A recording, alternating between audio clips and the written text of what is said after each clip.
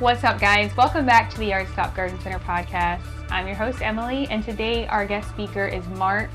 Mark does our irrigation here at the Yard Stop, and today that's what we're going to be talking about. So, Mark, welcome to the podcast. Thanks for having me. Thanks for coming on. Appreciate it. So we can jump right in if you want. Let's go. I've got a lot of questions for you. Okay. Can I start off by asking you, how many different types of irrigation are there? There are several types. You got drip irrigation, you got misting systems, in-ground systems. Pretty much does it. I actually didn't know that there were different types of irrigation, and I was doing some research before the podcast, and I read that there's like several, and I'm sure you know which of those different kinds of irrigations you would use for specific plants. So we can get into that too in a second. How do you determine the right watering schedule for plants if you're using irrigation versus hand watering? Well, the irrigation usually are set up in zones. Hopefully they don't have it mixed with rotors and misters. Usually misters are spraying for the shrub material and so forth, and the rotors are for larger open areas. And it just basically the plant material will determine the type of watering. Some use less, some use more, some don't like water. Yep. And they don't like water on them, but depending on where they're at. Right. What's an example of what plants would you use the drip irrigation for versus the sprinkler irrigation? And what's the difference? Obviously, it's okay. The drip irrigation, maybe if you got hanging plants on a big porch or something, you can run drips to each basket. Or if you got pots sitting on a patio, you run drip irrigation to those. Right. Okay. If you are watering by hand instead of using irrigation, how do you know that you're watering accurately to the same amount as the irrigation system? That's kind of a broad question, I guess. Yeah, that's kind of wide open there. I mean, it's depending on the plant material. Again, like some of the plant material will take less. Yep. And it's a finger test. You test, you'll stick your finger in the soil, and if it's moist, you may not need to water. Yeah. And if it's... So you have to kind of keep an eye on it. Right. And it's just kind of a by feel, other than, well, I got to go water today. No, you don't need to because it doesn't need it maybe tomorrow. Okay. The hotter it gets, of course, more frequently you're going to need to. Yeah. So you almost need to, depending on like the weather, if we get a lot of rain or if we're in a drought, you have to adjust your irrigation and check your soil. Exactly. And I just I guess I think you just set up irrigation and it runs and you don't have to ever really bother with it. Well, there's another thing. Irrigation systems, you can put a rain sensor on them. So you can set it to like a half inch of rain. Yeah. We get 3/4 of an inch of rain. Well, the next time that system's supposed to run, it won't run until the sensor dries out. Okay. So you're not wasting water. Okay. How much, or I guess I should say, how long should you run your irrigation system for in the summer versus the winter? Wintertime, it needs to be cut back almost in half. Oh, that's a big difference. Plants really aren't.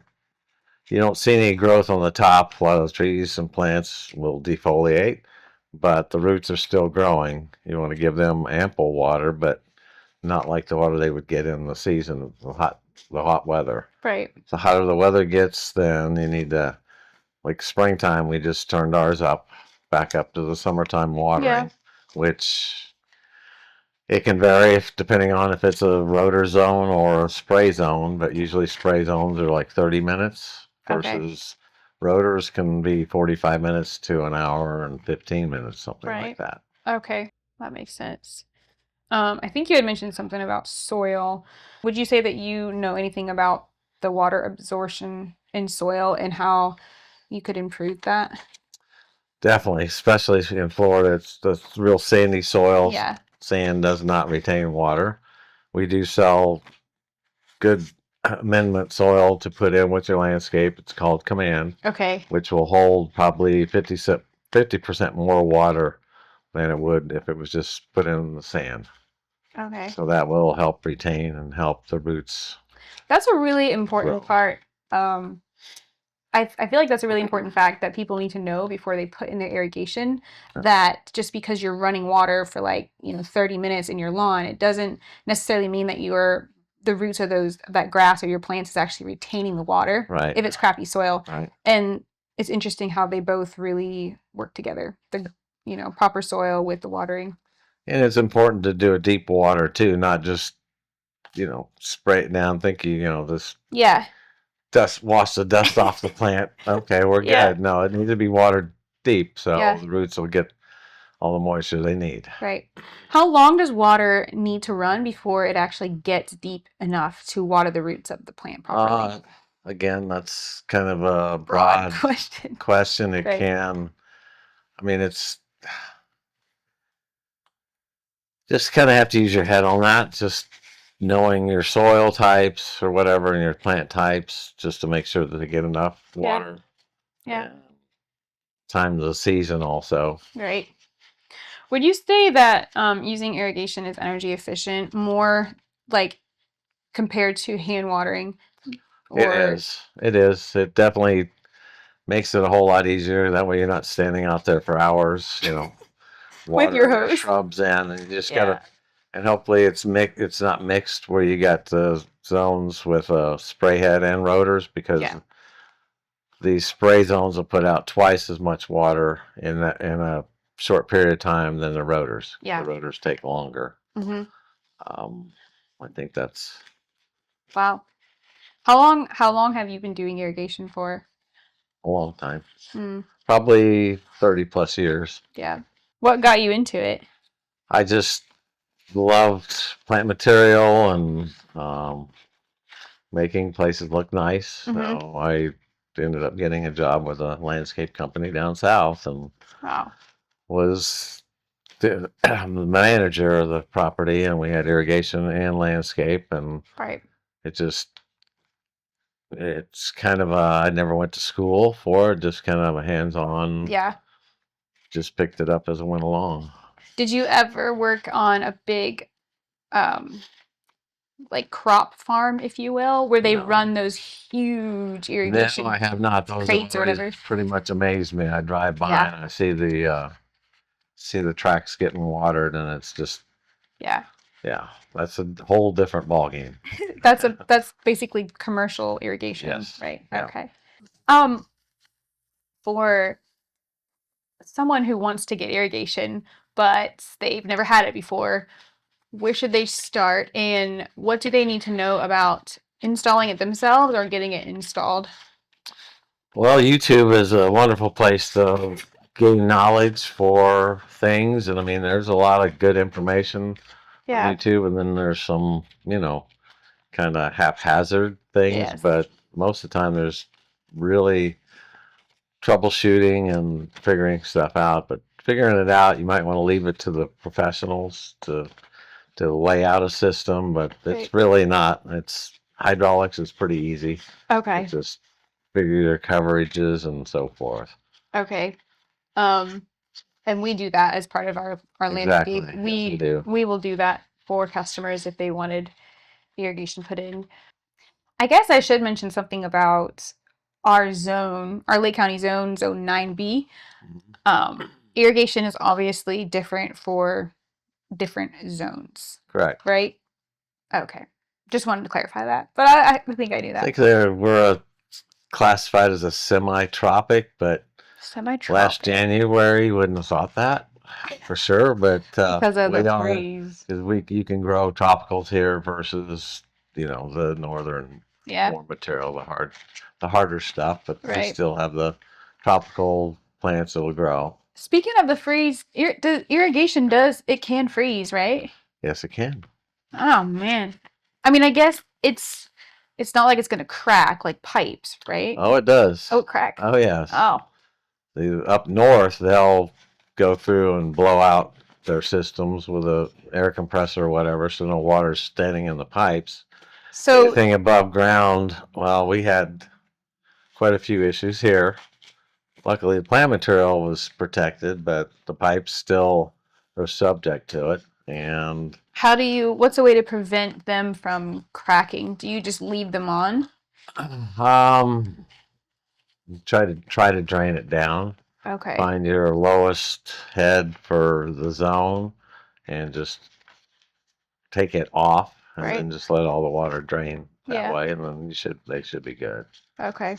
But it's just kind of a test, and it has to get really cold. This last winter we did have below freezing for many hours, and that will do some damage. Yeah.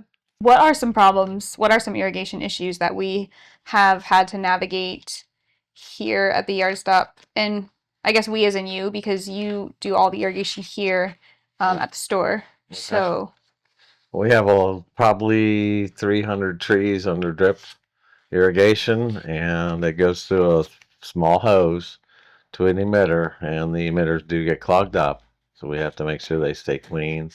Walk the tree lines. Every zone, every emitter is looked at on the days that I'm in. wow. And we test the overheads for the open areas in the nursery. Right. You do that Just daily, you said, right? Just I do 2 days a week, Yeah. Mondays and Friday checks. That way I make sure everything's getting water for the weekend. Right. And if anything new comes in, I'll make sure that everything is put on water, that it will have water. And then Mondays, same thing, check so I have water during the week.